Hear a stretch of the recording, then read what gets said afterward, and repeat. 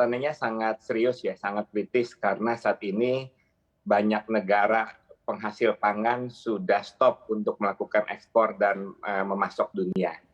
Nah, di lain itu ada perubahan iklim dan yang paling nyata adalah situasi krisis dunia, peperangan antara Rusia dengan Ukraina juga belum ada tanda-tanda berakhir, sehingga ini semakin memperpanjang, mengkhawatirkan banyak negara.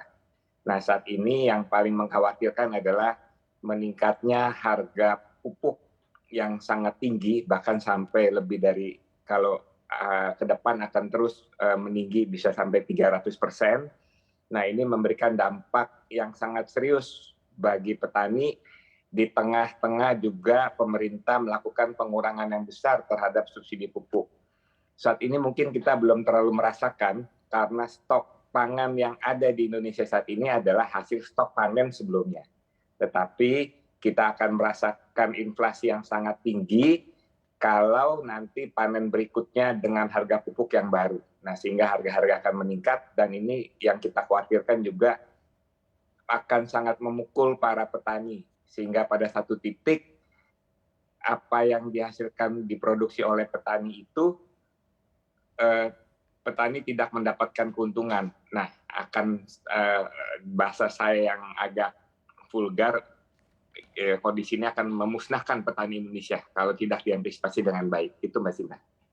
Baik, Pak, lalu selain perang Rusia-Ukraina yang berkepanjangan, menurut Anda apalagi yang dapat menyebabkan krisis pangan ini terjadi? Yang paling utama adalah harga-harga meningkat tinggi ya akibat perang ini. Energi, biaya pupuk itu semua meningkat berkali lipat, dan negara-negara penghasil impor yang tinggi seperti Rusia itu kan memasok 30% gandum dunia. Nah, kalau ini semua berhenti, bahkan kemarin katanya China ingin mengimpor pangan padi beras kita 2,5 juta ton. Wah, itu sama dengan bunuh diri kalau kita lakukan. Karena kenapa China melakukan itu? Karena Vietnam, Kamboja sudah stop melakukan ekspor ke China. Nah, sehingga semua negara harus mengantisipasi untuk menjaga stok pangannya. Sehingga kita berharap pemerintah mempunyai langkah darurat, kebijakan persiapan darurat bila krisis pangan ini semakin nyata. Jangan sampai harga-harga pangan meningkat, stok menipis, lalu pemerintah tidak punya antisipasi langkah-langkah darurat.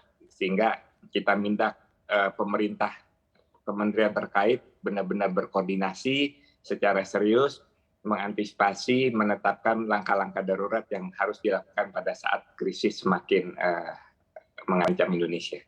Lalu dengan ancaman krisis pangan yang begitu nyata begitu ya Pak, bagaimana menurut Anda seharusnya nih peran pemerintah atau bahkan lembaga dan badan husul, misalnya saja Bappenas begitu ya, yang telah dibuat dalam mengantisipasi untuk dampak krisis pangan global ini?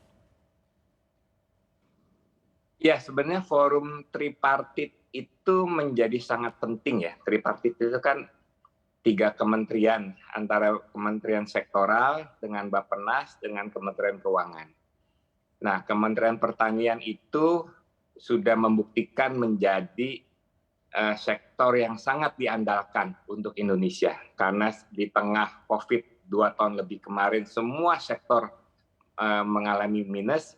Yang positif terus adalah di dunia pertanian. Tetapi justru 3 tahun berturut-turut anggaran pertanian itu bukannya meningkat untuk mendorong pertumbuhan yang lain, tetapi justru menurun sangat tajam.